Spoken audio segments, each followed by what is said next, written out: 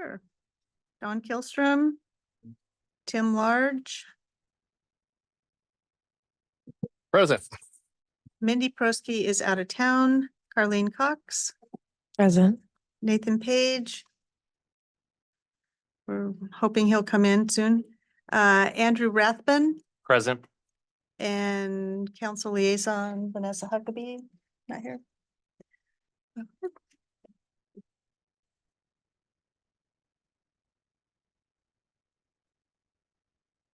We have one new member for the traffic board, which is great.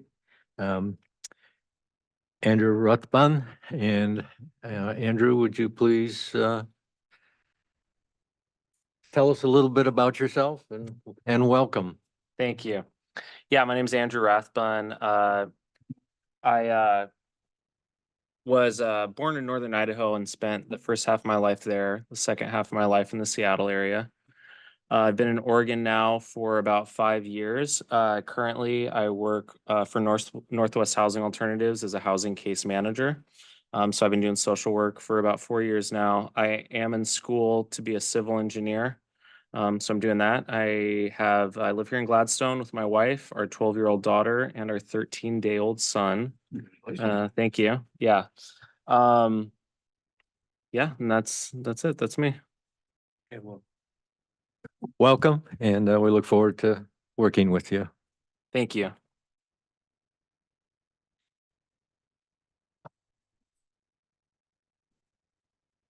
Like to get approval of the minutes from the June 24th meeting.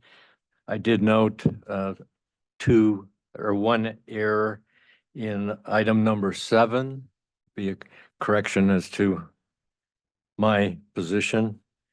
And other than that, I hadn't noticed anything. Has anybody else noted any issues with the minutes? I just want to note that it should be chair instead of chief. Yes. Kihlstrom, yes. With the corrections, do I have a vote to approve the minutes? I was going to make a motion to approve the minutes, so yes. A second? I second. All in favor? You want me to take a Yeah, just, vote? do a roll. Yeah. Okay, Carleen, Approve. John, Yes. Tim, Yes. and Andrew. Yes. Thank you. Thank you. Board business. The chief and I attended the workshop, city council workshop. Reported on what we had been doing, what we kind of plan to be doing, and that was on the 25th of June that we did that. Some of the highlights were noted in the last, what we were going to talk about were noted in the last minutes. The board attended, some of us attended the Gladstone Festival, the 2-day festival. It was very popular. There were a lot of people came through. We passed out a lot of spinners and tote bags and other assorted things. The bicycle helmets, quite a few of those were also passed out. And that seemed to be well attended by the residents of Gladstone.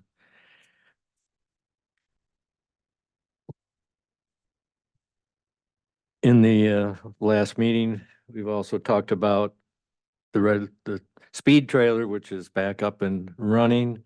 And then there was the red light running information that we've talked about as the board.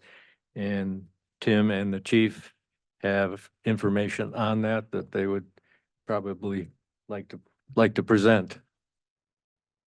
I'll think, Tim, do you want to take that? Sure. So the chief and I had a meeting on July 12th, and we spoke with Matt Armstrong of Vera Mobility. In a nutshell, they make 3 different camera and radar systems.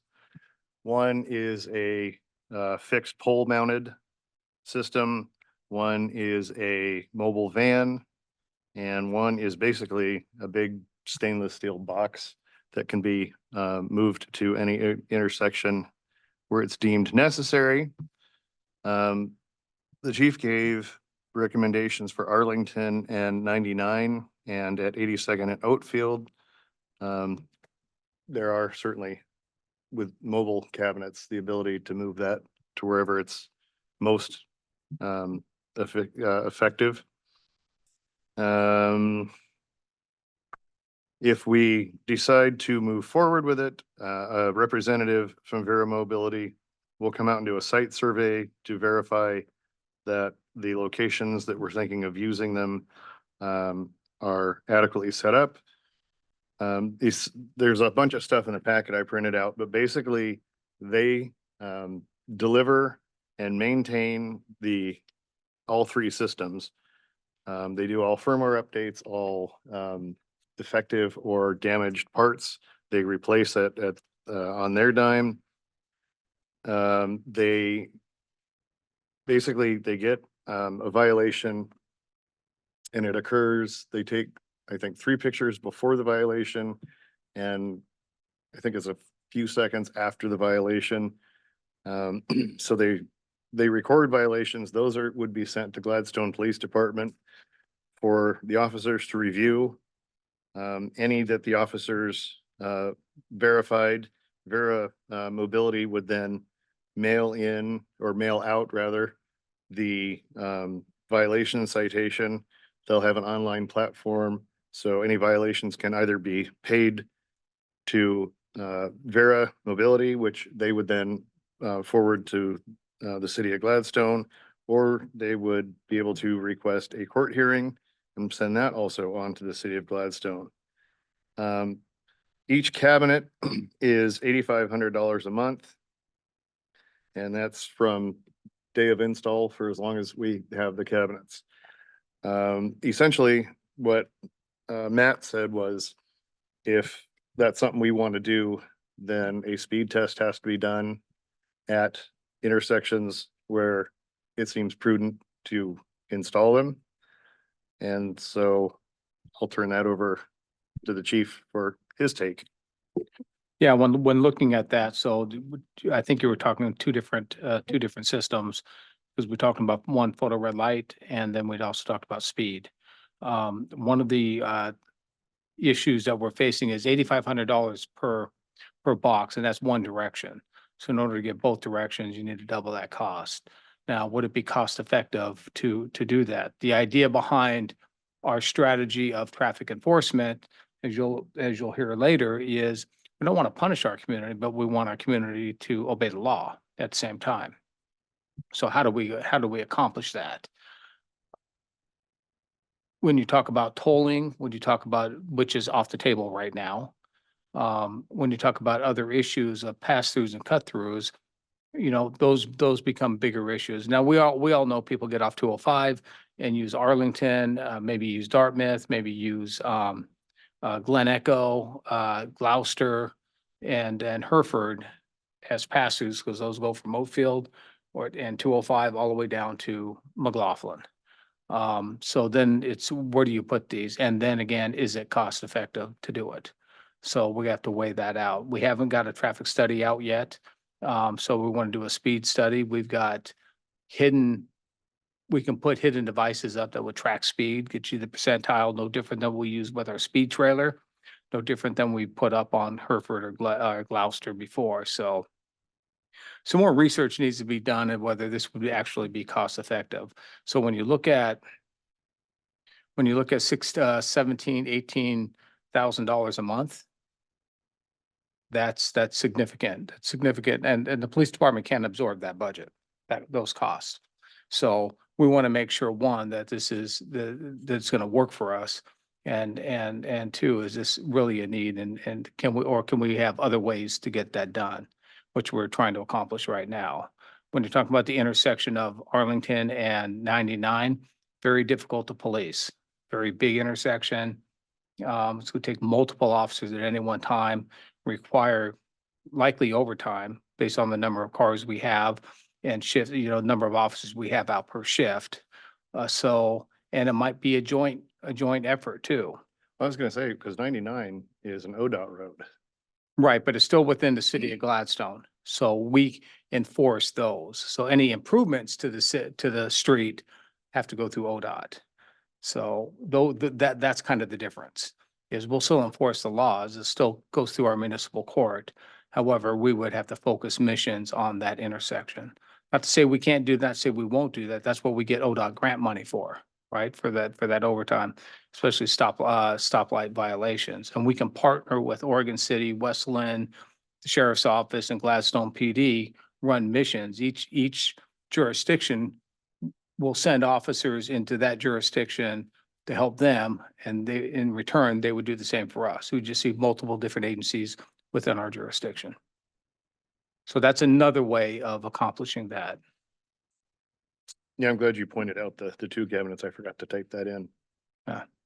So, but that's, we had a good meeting. The gentleman was very informative, a little different than when I was studying Red Flex. They end up purchasing Red Flex, so this is a different company. But a little different than years ago when I initially studied Red Flex when it first came out, so.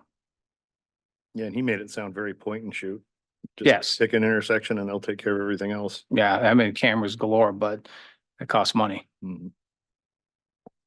At one point, there was talk of improving that intersection on 99 at Arlington. Is that, do you know if that's moving forward? I don't know whether that's moving forward or not now. I know that was targeted by Mhm, ODOT and mhm. some of the money. Yeah, That still could be in the pipeline, but I Okay. have not heard one way or another for the last probably 4 or 5 months. okay, that's too bad. And with the speed cameras, is there a minimum? Like, do you have to sign up for a year? Or if you do it for a month and you're like, this is not worth the cost I- for our small city, would they just, The way I understood it was month to month. Yes. is there a setup fee? No, So it's just, it's pay for it and they set up, with included in that is they're setting up the back end Mhm. of everything that they do, and they also train the officers on how to use it. So there isn't setup, there isn't maintenance. It's a decent chunk of change for the cabinet every month. And what happens to the images? Are they retained? Do they delete them from their servers? No, it's not like a I HIPAA don't know that. violation, but that's, I can- don't think Right. we didn't get into those details with regards to that. I know that there's rules regarding keeping images of people, Mhm. right? For investigatory reasons, when there's no reason to do so, no crimes were committed. right. But in this case, I'm sure they don't want to keep all those photographs of people going through. Yeah. So I imagine if the goal is to kind of reduce the instances of people running red lights or speeding in the community, once you get those things installed, I imagine people's driving habits, the regular commuters that are using these intersections frequently, would change. So, I suppose that could be one way of tackling it, is a couple months pending the, kind of surveys you guys do, a couple of months at the one intersection, a couple of months at the other intersection. You have them up for a couple months and you take them away. I'm sure that people's driving habits, people would still continue to be less risky with that yellow light at those intersections. Yeah, that could be. And then you have to look at, how long do you keep those and is it cost effective? I totally agree with you. I mean, in my neighborhood, they put up the photo speed Mhm. and it's reduced. You can tell the traffic flow is very reduced, but they use the van. The city uses the van to do that in the jurisdiction they're in. And so when people see that van out there, great. But when people don't see that van out there, they revert back. Mm. Does that make sense? Yeah, so it It's doesn't great last if- forever. The Yeah, effect it's doesn't great last for 2 forever. months, Yeah. so to speak, right? But then after that, what are we accomplishing at the same time? So it's almost, there's certain intersections, like the city of Sherwood has intersections on, I want to say is that 99 that goes through, 99 going through there? At certain intersections, they have the photo red light. And they just keep it because it's an ongoing, it's just ongoing. And it's a lot of travelers, right? A lot of people in and out, dangerous intersections there. So, but it's cost effective for them. Any other question? Excuse me, any other kind of questions or? Any questions, comments from board? Can I follow? I don't think we want to drop it right now. I think I want to do a speed survey on Arlington just to really see. I think the work we put in, I don't know if it's the right thing to just end it right now and say, no, we're not going to do it because of cost. I think we need to finish out what we're trying to accomplish and then come back with all the information to make a real good decision. And I'll find out about images. Yeah, I know at the festival, there were people that lived on Arlington were grabbing all kinds of the slow down signs. They said, we're gonna mount it from one end to that, and on Glen Echo out here, they were gonna do the same thing. Next item on some board business was the transportation safety plan. And Nathan and Carleen were going to Yeah, we're still working on it. still working on that. And then you also got part of the city traffic, the downtown revitalization. You and Nathan were gonna be Yep. looking at that also. And I want to point out, there's a lot of discretionary time. Okay. So, let's, when we look at it, we'll do a very thorough job at that, especially for the transportation safety plan. I mean, we have 2 years before it goes up for review, so. Let's make sure that we're identifying the topics that we really want to cover, share back Yeah. with the group. Thank you, Chief.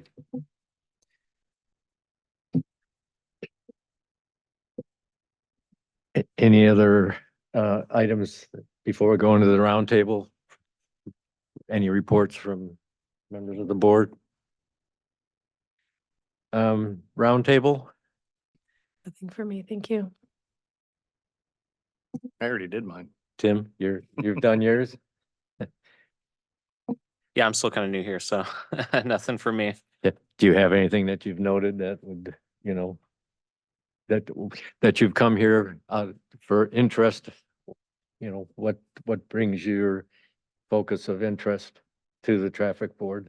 Oh, well, so I'm going to school for civil engineering and I'm really interested in just the traffic systems and that kind of thing. So that'll definitely be, an area of study for me. So this seemed to align with that. Also, I live on Dartmouth. So yeah, we get,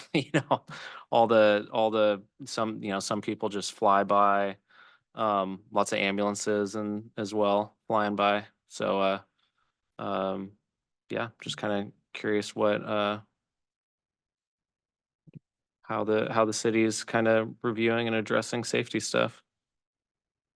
Thank you. Mhm.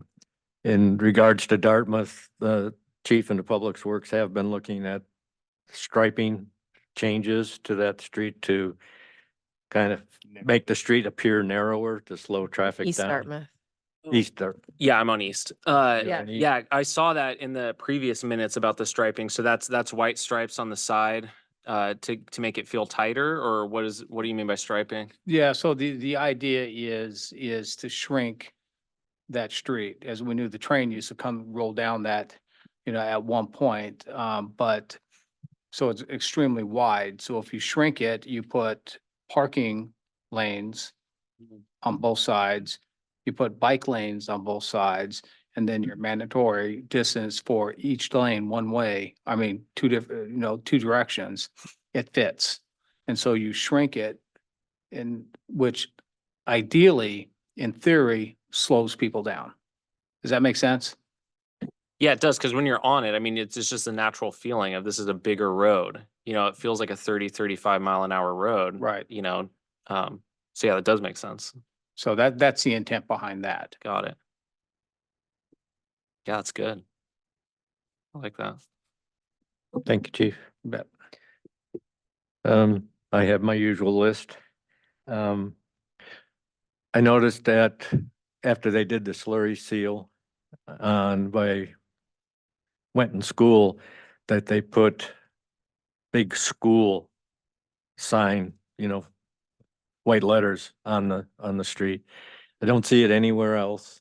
I don't know if that's something that the Public Works or others can do, like down at Cracksburger, and there's one street, Harvard, by this school, it's totally faded out, leftover school painted on the pavement, but Chief, would you know? Yeah, we've talked to them about striping and all that. I know everything's on their list, but at the same time, it's prioritization with regards to when they can get to it and staffing levels and so on. So I know it's on their list. I can't give you a timeline when something would be done. Thank you. And speaking of schools, there was a letter that was issued to the state, I believe, in regards to a crosswalk signal at Cracksburger. It was put out by, yeah, it was, this, Jacqueline put it out. I probably have lost it since then. Yeah, it was a letter to, it was a letter on August 6th for a meeting August 13th, mayor and city council. This is another one. That's the wrong one. Sorry. It was a letter requesting a installation of a flashing light down at Cracksburger. Was my interpretation of the letter. Is that a public works question? That would actually be a Public Works question.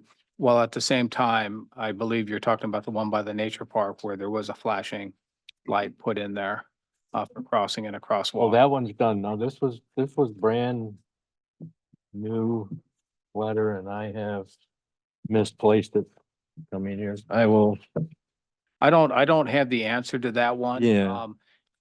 However, in the future, if you do have questions like that, just get it to me ahead of time so I can try and get the answers for you prior to the okay. meetings.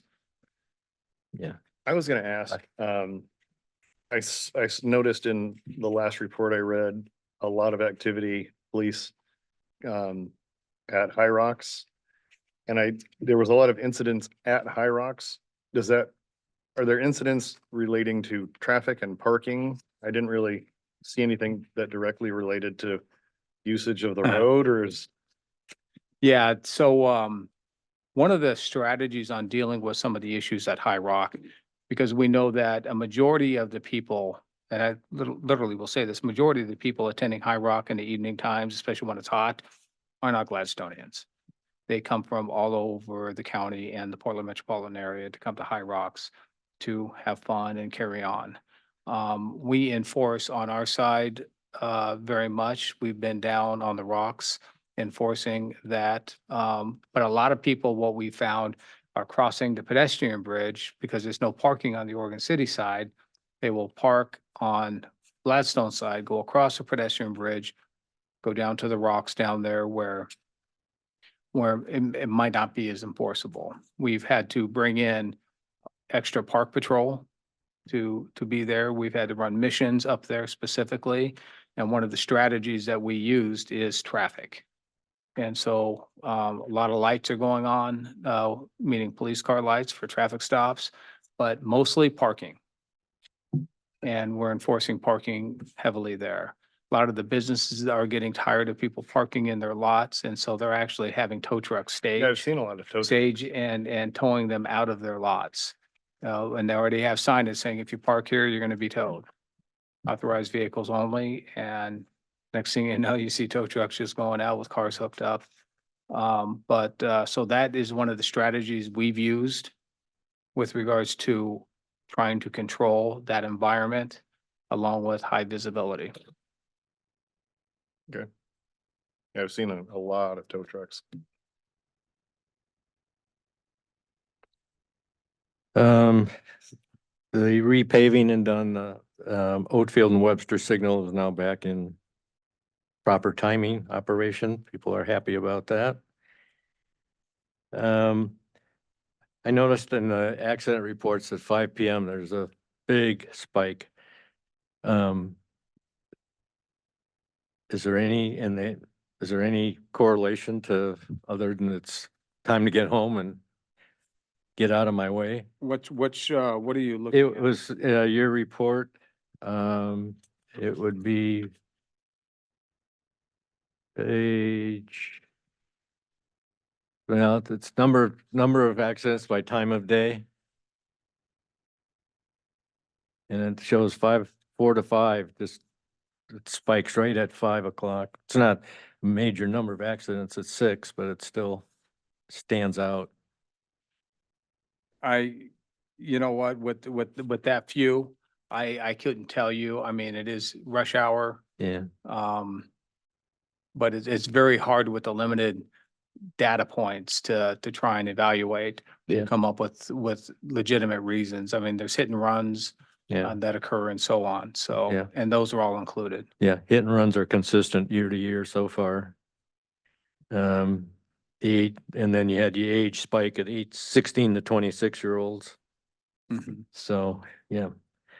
The other thing I mentioned is that, the last traffic board involvement thing will be Halloween participation.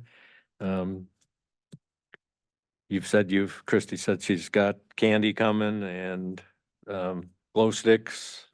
And so we will have a booth there or some sort of way to, participate in the Halloween.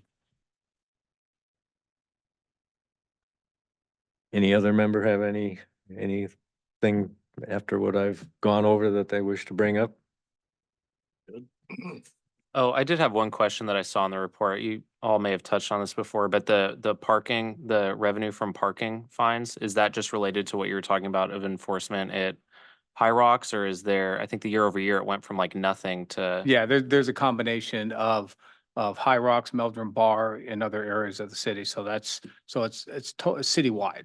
And so it's not any new laws or ordinances, it's just an No, enforcement? it's actually just an enforcement. Okay, So since we've hired a new code enforcement officer. got it. Last item on the agenda is any comments from our community members? Do we have any? Oh, I'm sorry. No, I can pass on it if you want. Real quick, because I know we have a gentleman that looks like you want to talk. Yeah, perfect. Community events, so I'll be quick so I can get you up there. Community events, you guys have done a great job in the community events. I mean, we've had the 4th of July barbecue, served 500 hot dogs, snow cones, lots of people, great community event. Fire chief, myself were out there barbecuing. We had other staff out there. It was pretty awesome. And then the community festival. Thank you guys very much for stepping up and being part of that, handing out all the stuff. Gotta give some credit to Christie for putting together a fantastic booth. Fire, I think, outdid our booth last year, but I think we got them this year. So it's always very competitive between police and fire. So we always appreciate that. Appreciate our brothers and sisters in the fire service. Parking related issues, I think what we'll find is we had some complaints, especially up by by the McDonald's is at Princeton and 82nd area where yellow curbs, people were parking and actually blocking the visibility. And it's actually employees working in the area.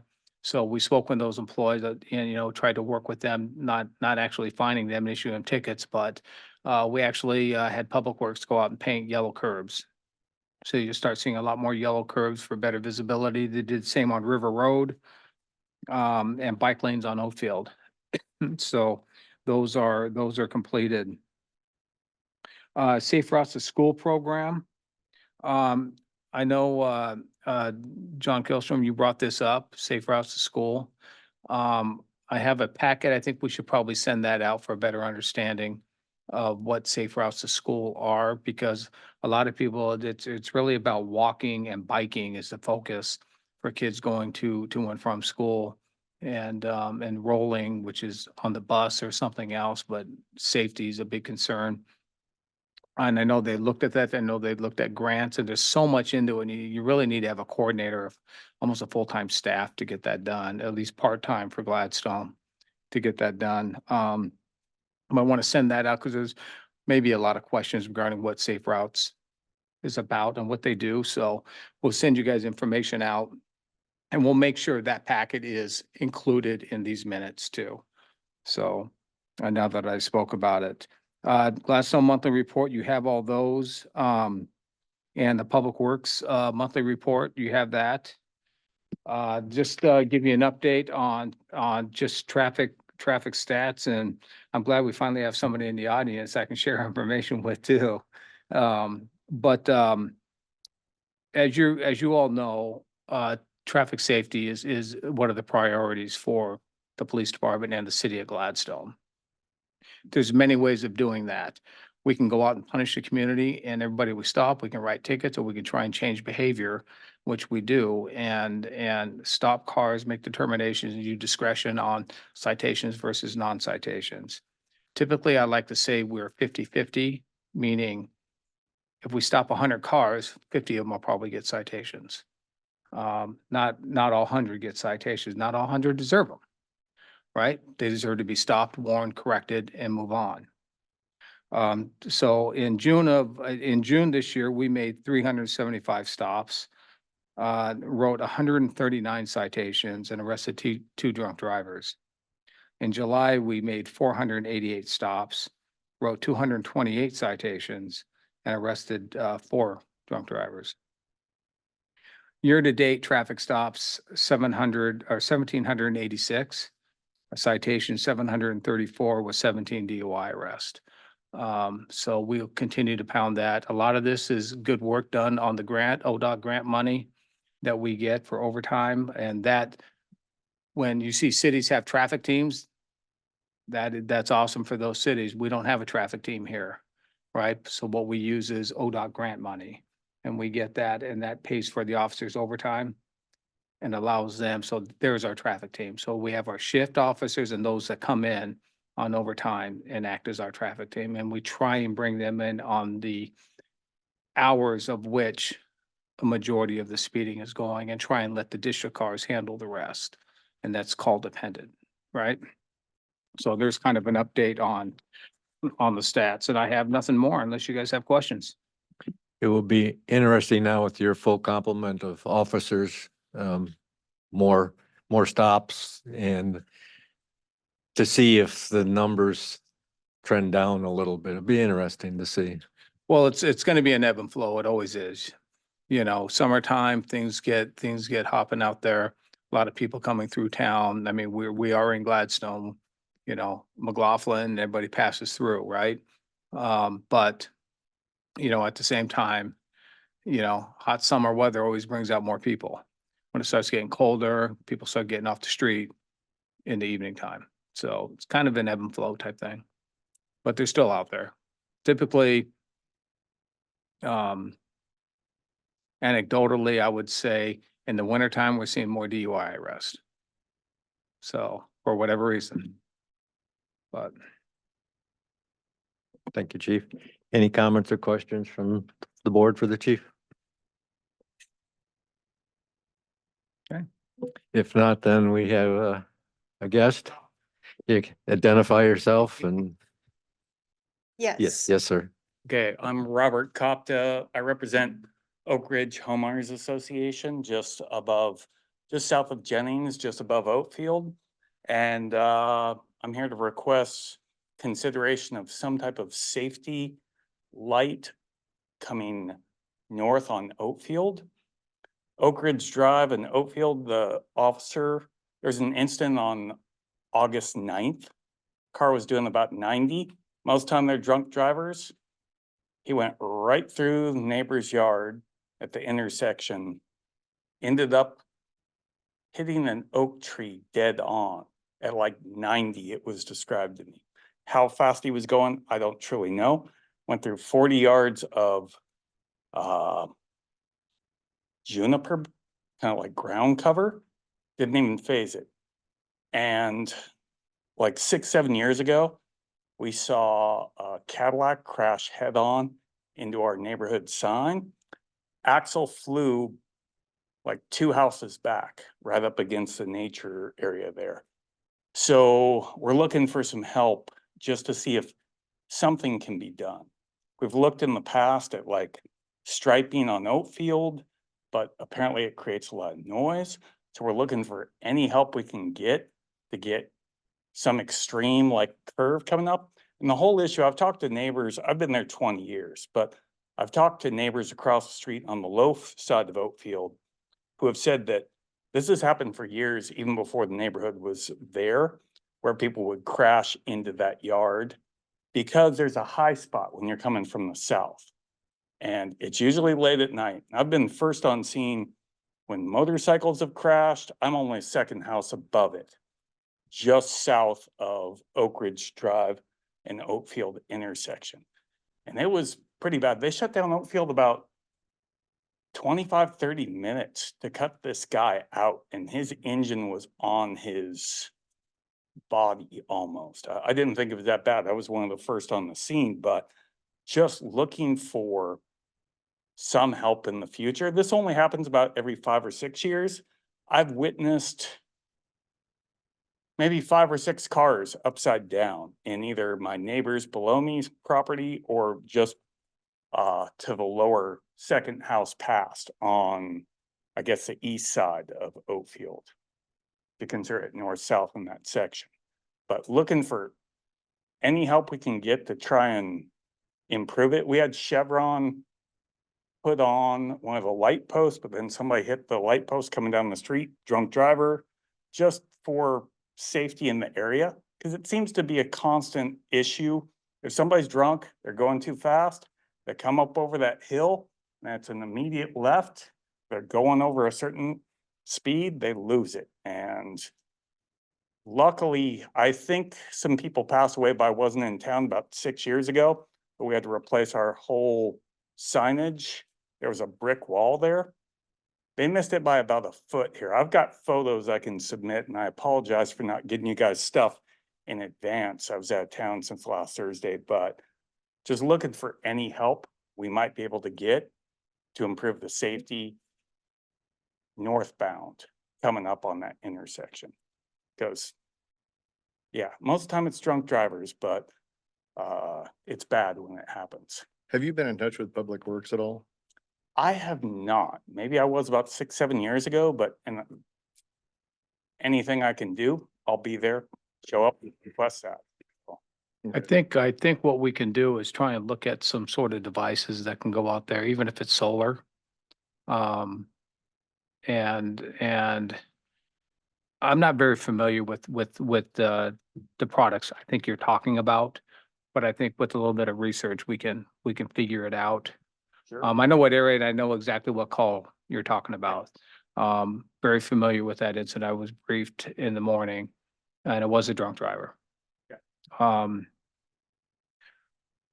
So I think we'd have to get back with you. If you, do you have your information on the card? Yes, I do. Yep. And so we'll make sure we get back to you. Okay, perfect. Yeah. We'll make sure we get back to you and follow through with this, and see what we can look at and give you some options. I can't promise you anything. That's fine. But we will definitely take a look and get back to you. Okay, thank you very much. I appreciate it. And I'll give you a 2 to 3 week time frame before we get back to you. No Let problem. us get some research done. And sorry, just to clarify, was it just a street light, like a street lamp Well, light that you were? There's an intersection that only goes up the hill. So Uh-huh. something approaching the intersection, Uh-huh. the crest of the hill is maybe 200-300 feet right before you take the left on Mhm. Oatfield. It's the only major curve on Oatfield when you're heading north. Mhm. And at night, get some drunk drivers and they're going too fast. And because of that elevation change, I'm pretty sure that's where they lose it every Mhm. time. It's maybe only 5 or 6 years it happens in a major way, but I've seen 3 cars upside down and Mhm. a Cadillac destroyed one time I was out of town, and this time it was bad. The guy was lucky to live. Normally a car's parked right where this thing ended up, but Mhm. it hit an oak tree probably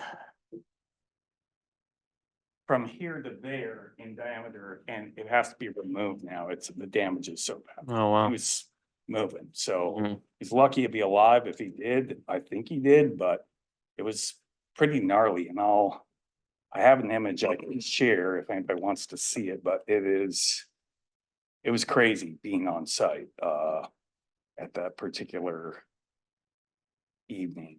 Yeah, I remember your signage being destroyed. Yeah, and we rebuilt that. So that's what the tree looks like now at the base. And it continued to crack. We're still getting it removed. But Ow. And so you didn't have a particular solution in mind, just kind of looking at any different options? I think the best thing would be like a solar powered light approaching the intersection, just to be a warning. Because you're aimed right at the house when you come over that crest. Mhm. But just even, maybe a drunk driver might be able to catch. I don't know. I don't think there's a much better of a solution Okay. than that. There, would the headlights catch anything? Our sign there, but it's not reflective. And before, we had public safety put up some like reflective marking on the street lamp there. But it's not close enough to the curb to really, and you'd almost have to cover up our neighborhood sign and put an entire wall or something there. They missed our sign by about a foot and a half, and let's see, the individual just, this was.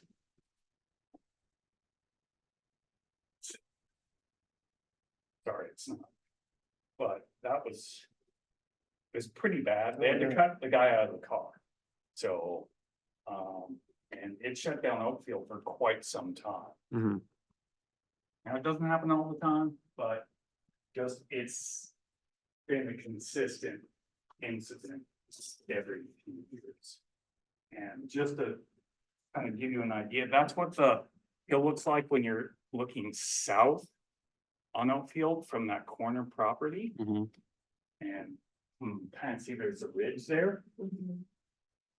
And then. You're looking south? Yeah, looking south from the intersection where it's, sorry, Robert, before you leave, Yes. I'd like to just verify your emails. of course, yeah. Yeah. KOPTAK@hotmail.com. KOPTAK Yep. at Hotmail, okay. Okay, yeah. And just as an indication, this is where he initially hit the curb. Our sign is just to the right of this. You can kind of see the track here. So he went right over the curb and threw about 40 yards of that, which Yeah. didn't even impact him. So I imagine the speed had to be pretty high. He made it all the way back up over there, hit the oak tree.